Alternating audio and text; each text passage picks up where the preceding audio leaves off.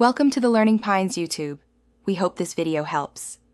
You'll begin by confirming the mic is physically working and selected. First, plug the device into a known good port and make sure it shows up in Settings System Sound. If it doesn't, try a different cable or USB jack.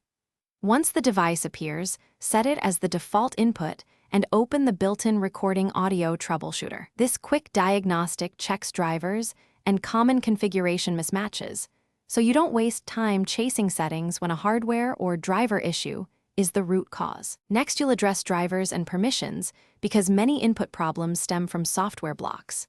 Open Device Manager to update or uninstall and reinstall your audio driver.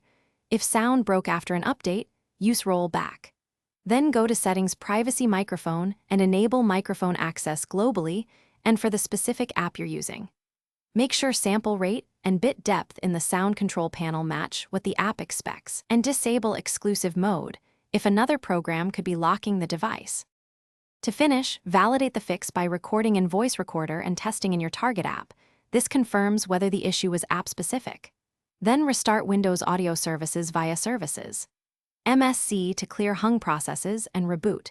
If problems persist, create a different Windows user or boot to safe mode to see if a profile or third-party app is interfering.